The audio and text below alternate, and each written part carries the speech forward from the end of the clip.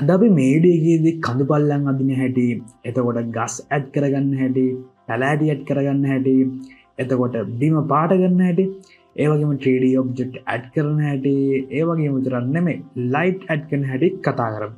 එහෙනම් වීඩියෝ එකට යමු. හරි. එහෙනම් අපි මුලින්ම බලමු Terrain Tools ගැන. ඉතින් ඔයා එකට මෙන්න මේ කන්ද ක්ලික් කරන්න. එතකොට Terrain Tools වලට යනවා. දැන් ඔයාලට පේනවා මේ මැප් එකේ හැමදේම ගස් තියෙනවා, පැලෑටි තියෙනවා.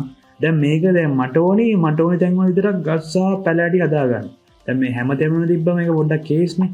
ඒකින් අපි මුලින්ම මේ ගස් ටිකයි මේ පැලෑටි ටිකයි අයින් කරලා දාමු මැප් එකේ. ඒකට මේකට ක්ලික් කරන්න, ගහ ක්ලික් කරන්න. ඊට පස්සේ මෙතන යට තියෙනවා clear all trees කියලා. ඒක ක්ලික් කරලා yes දෙන්න. එතකොට ඔන්න ගස් ටික ඔක්කොම නැති වෙනවා. ඊට පස්සේ මේ පැලෑටි ටික නැති කරගන්නේ මෙතන මේ පැලෑටි එක අයිකනයක් තියෙනවානේ. ඒක ක්ලික් කරලා මෙතන clear all vegetation කියන එක ක්ලික් කරන්න. ඊට පස්සේ පැලෑටි ටිකත් ඔක්කොම නැති වෙනවා. දැන් අපි tools ගැන කතා කරමු. sculpt terrain tools ගැන. දැන් මෙතන raise terrain කියන එකෙන් වෙන්නේ කන්දක් ඇදෙන එක. මෙතන sculpt speed එක අඩු වුණොත් එහෙම ඒ කන්ද හැදෙන speed එක පොඩ්ඩක් අඩු වෙනවා. brush size එක ඔයාලට ඕන විදිහට වෙනස් කරගන්න පුළුවන්. මේ විදිහට. එතකොට මෙතන දැන් ඔයාලට තේරෙනවානේ කන්දක් අදින හැටි. පල්ලමක් එහෙම නැත්නම් වලක් හදන්නේ මේ lower terrain කියන එකෙන්.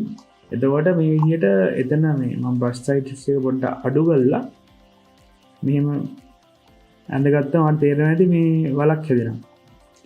දැන් මේ හරිය මං ඇඳුත් එහෙම මේ ඊට පස්සේ මේ level mode එකෙන් එන්නේ level කරන එක. දැන් මම මේ ගානට level කරගෙන යනවා දිගටම මෙහි. දැන් මේ හරිය level කරගන්න ඕන නම් ඔයාලට පේනවා ඇති මම පොඩ්ඩක් brush size එක පොඩ්ඩක් වැඩි කරගන්නම්. දැක්කද level වෙනවා.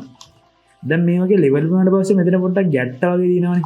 පොඩ්ඩක් වැඩි නේද? මේ blend mode එක පාවිච්චි කරලා අපිට ඒක පොඩ්ඩක් round ගතියට ගන්න පුළුවන්. blend කරලා ගන්න පුළුවන්.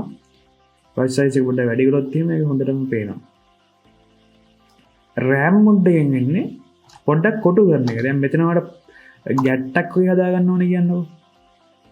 මම මෙහෙම ක්ලික් කරගෙන මෙහෙම ඇදලා අතාරිනවා. අතල්ලා ක්ලික් කරනවා. අන්න දැන් ගැට්ටක් වගේ හදනවා. random mode එක විශේෂයි. randomly අදින්න ඕන නම් කඳු හේම ඒක පාවිච්චි කරන්න පුළුවන්. මම sculpt speed එක වැඩි කරගන්න. ඒක ඇත්තටම ලස්සනට හැදෙනවා මේ ලොක් කන්දක් වගේ එහෙම අදිද්දි. ඒක වලට පාවිච්චි කරන්න පුළුවන්. මෙතන මේ pitch height කියන tool එක පාවිච්චි කරොත් එහෙම දැන් මම මේ උස තෝරගන්නවා. හරිද? ඔන්න ක්ලික් කරාට පස්සේ මේ මේ brush එකට මාරු වෙනවා. ඊට පස්සේ මම මේ හරිය අදිනවා. අර ඔයාලට පේනවා ඇති අර මෙතන පික් කරගත්ත height එකෙන් තමයි දැන් හැදෙන්නේ. එතනින් එහාට යන්නේ නැහැ. ඒ කියන්නේ අර අපි height එක පික් කරලා ඒක ඕනි තැනක අදින්න පුළුවන්. දැන් මෙතන ගිහිල්ලා අද්දත් එහෙම ඒත් ඒ height එකටම හැදෙනවා. ඒ උසටම අර ඒ කන්ද හැදෙනවා.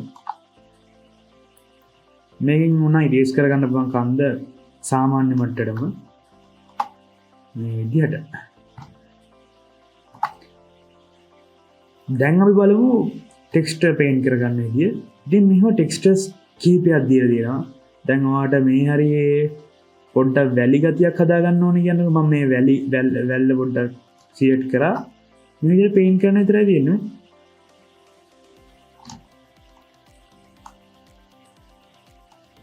ඔයාලට පේනවා ඇති වැල්ලක් හැදිලා තියෙනවා. මේ විදිහට දැන් මඩ ගතියක් අදින්න ඕන නම් මේ ඒ වගේ ඔයාට ඕන විදිහට ඇඳ ගන්න brush size එක අඩු වැඩි කරගන්න පුළුවන්.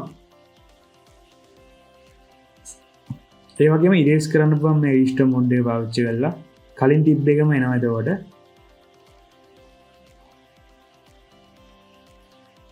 දැන් අපි trees පැත්තට යමු. ගස් ගොඩාක් සිලෙක්ට් වෙලා තියෙනවා ගිය ගමන්ම ඔයාට ඒක ක්ලික් කරලා ඒ ඔක්කොම අයින් කරගන්න පුළුවන් මේ විදිහට. මම ඔක්කොම අයින් කරගන්නම් මේ වෙලාවේ. ඊට පස්සේ දැන් මම 12 පාවිච්චි කරලා තියෙන මේ tool එකේ add tree කියන මේ එක ගහක් විතරක් තියෙන එකනේ. ඒක තෝරගෙන මම අදාළ ගහ දුන්නා. මට මෙන්න මේ ගස් ටික දෙනවා. මේ ගහ දුන්නාට පස්සේ මේ ක්ලික් කරොත් එහෙම සොරි මං අතින් තව එකක් සිලෙක්ට් වෙලා තියෙනවා. තව දෙකක් සිලෙක්ට් වෙලා තියෙනවා. ඒ all trees yes. ඊට පස්සේ මේ ගහ මම සිලෙක්ට් කරගත්තා. එක ගහක් විතර මේ විදිහට ඇදෙනවා. එතකොට ඒ ගහ ක්ලික් කළා මේ වගේ ගන්න පුළුවන්. ඒත් මං අතින් තව ගහක් මේ වෙලා තියෙනවා. හරි ඒක රව ගන්න නැහැ. ඊට පස්සේ දැන් මේ move trees කියන tool එක පාවිච්චි කළොත් එහෙම ඔයාලට පුළුවන් ඒක move කරගන්න. ඒ කියන්නේ ඇඳ ගස් ටික ඔයාලට ඕනි තැනකට. එතකොට මෙතනදී remote tree දුන්නොත් එහෙම ඒ ඇඳ ගහක් ඔයාලට අයින් කරගන්න පුළුවන්. මෙතන scale tree වලින් ඒ ගස් ගහක හෝ ගස් වල ප්‍රමාණය පොඩ්ඩක් වෙනස් කරගන්න පුළුවන්. එතකොට මෙතන තියෙනවා spray tree කියලා option එක. ඔයාලට ගස් කිහිපයක් හෝ ගස් ස්ප්‍රේ කරන්න ඕන නම් ඔයාලට පුළුවන් මේක පාවිච්චි කරන්න. දැන් මම මේකෙදී brush size එක පොඩ්ඩක් වැඩි කරනවා. වැඩි කරලා මේ විදිහට ඇඳලා පස්සේ අරගේ ස්ප්‍රේ වෙනවානේ. ඔයාලට ඒක ලේසි. ඉතින් ඒක erase කරගන්න පුළුවන් clear trees වලින් මේ විදිහට. ආයෙම ස්ප්‍රේ tree කියන එක දුන්නා. ඊට පස්සේ ඔයාලට ඕන නම් ගස් කිහිපයක් තෝරගන්න පුළුවන්. මම මේක තෝරගන්නවා. තව මේ ගහ තෝරගමු. ඔන්න එහෙනම් ගස් වර්ග 3ක් මම තෝරගත්තා. ඊට පස්සේ මේ විදිහට ඇඳම ඒ ගස් හැම එකකින්ම රැන්ඩම් විදිහට ඇදෙනවා. දැන් ඔය trees density එක පොඩ්ඩක් අඩු වුණොත් එහෙම අර density ඝනත්වය පොඩ්ඩක් අඩුවෙන් ඈතින් ඈත වගේ තමයි හැදෙන්නේ. density එක වැඩි කරලා ඇඳොත් එහෙම වෙන්නේ මොකද්ද? ළඟින් ගස් ඇදෙනවා. දැන් ඔයාලට පේනවා මේ ගස් වල ඇනිමේෂන් එකක් නැහැ. ඔයාලට පුළුවන් tree wind එක වැඩි කළොත් එහෙම හෙලවෙන විදිහට හදාගන්න. නිකන් හුලඟට හෙලනවා වගේ. එහෙම හදාගන්න පුළුවන්. trees වල height එක මෙතන වෙනස් කරගන්න පුළුවන් ඔයාලට ඕන විදිහට. ඔයාලට ඕන විදිහට වෙනස් කළා ආයි පාරක් ඇඳලා පස්සේ ඒ height එකෙන් තමයි දෙන්නේ. ඒ උසින්. හරි. ඊට පස්සේ අපි බලමු vegetation ගැන. ඒ කියන්නේ පැල ඇටි අදිමු අපි. මම මෙතෙන්දී 4ක් තෝරගෙන තියෙනවා. තව මම මේ මල් ගහ ඇඩ් කරගන්නවා. තව මේ මල් ගහක් ඇඩ් කරගන්නවා. ඊට පස්සේ මම මේ ටික අදිනවා. ඔයාලා වෙනවාදී ලස්සනට අදිනවා. පරතරේ පොඩ්ඩක් වැඩි වගේ නේ. පරතරේ පොඩ්ඩක් අඩු කරගමු අපි. මම ඉර කරන්නේ broad distance එක අඩු කරගන්න එක. ඔන්න එතන ළඟ තියෙනවා මේ විදිහට පැල ඇටි ළඟ තියෙනවා. density එක අඩු වැඩි කරගන්න පුළුවන් වාට. දැන් density එක අඩු කරලා ඇඳොත් එහෙම අර ඝනත්වය අඩුයි. ඒක වර්ග බලයම තියෙන පැල ඇටි ප්‍රමාණය අඩුයි.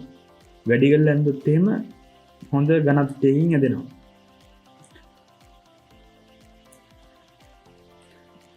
දැන් ඔයාලට ඒවා මකා ගන්න ඕන නම් delete mode එකට ගියා මේ විදිහට මකා ගන්න පුළුවන් ඇඳ ටික. දැන් අපි බලමු කොහොමද 3D object එකක් add කරගන්නේ අපේ level එකට කියලා. ඒකට ඔයා කරන්න ඕනේ මෙතන level object කියලා එකක් තියෙනවා. ඒකේ add කියලා බටන් එකක් තියෙනවා. ඒක ක්ලික් කරලා පස්සේ ඔයාලා තියෙනවා එක මේ තමයි අපේ object library එක. එක object තියෙනවා. ඕන එක select කරලා click කරන්න. click කළා ඔයාට මේ level එකේ ඕනි තැනකින් මේක place කරගන්න පුළුවන්. මම මේ හරියෙන් place කරගන්න. place කරගන්න කලින් keyboard එකේ R කියන බටන් එකෙන් R ඔබලා rotate කරගන්න පුළුවන් මේ විදිහට. හරි. මේ හරියෙන් මම setup කරගත්තා.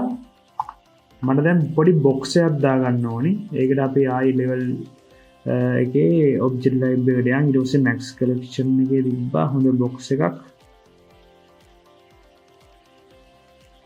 මේක මම දාගන්න මෙන්න මේ හරියට.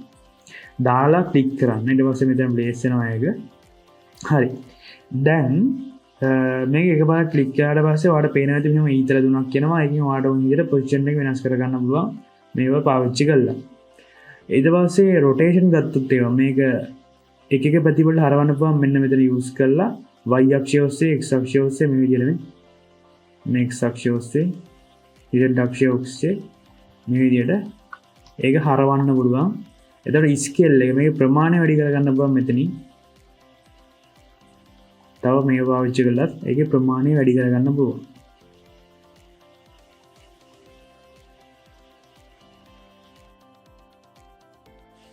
හරි. දැන් අපි බලමු ලයිට් එකක් කොහොමද ඇඩ් කරන්න කියලා. ඉතින් ඔයාට ඒකට කරන්න තියෙන්නේ මෙතන ගේම් එලිමන්ට්ස් වල ඇඩ් ලයිට් කියලා එකක් තියෙනවා. ඒක ක්ලික් කරන්න. ක්ලික් කරලා ඔන්න බල්බ් එක සෙට් වෙනවා. ඔයාලට කැමති දෙයක් ඔයාලා ප්ලේස් කරගන්න. හරි. මම මේක ප්ලේස් කරගත්තා. ඉතින් මේ කලර් ප්ලේට්ස් තියෙනවා. ඔයාට මෙතනින් කලර් ප්ලේට්ස් එකක් ක්වොලිටි එකක් තියෙනවා. ඔයා තෝරලා ගන්න එක. මේ වගේ ඒවත් තියෙනවා. එහෙම නැත්නම් ඔයාට මේ ලයිට් කලර් එක වෙනස් කරගන්න පුළුවන් මේකෙන් ඕනි කලර් එකකට දාගන්න පුළුවන්. හරි.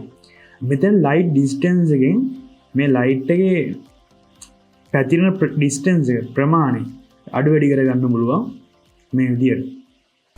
එහෙනම් අපි ඊළඟ වීඩියෝ එකේදී එනිමීස්ලා ඇඩ් කරගන්න හැටි, එතකොට එයාලගේ බිහේවියර්ස්, එයාලා අපිට වෙඩි තියන්න, එතකොට එයාලා ඇවිදින ගමන්පතයක් නිකන් ඉන්න ගමන් ඇවිදින ගමන්පතයක් හදන්න, ඒ වගේම අපේ ෆස්ට් කොම්බැට් ගේම් එක ටෙස්ට් කරගන්න විදියටම අපි කතා කරමු. ඊළඟ වීඩියෝ එකේ අපි ගේම් එක ප්ලේ කරමු. අපි හදාගත්ත එකක් සිම්පලි කම්ප්ලීට්ලි හදලා. එහෙනම් ගිහින් එන්න. ජය වේවා.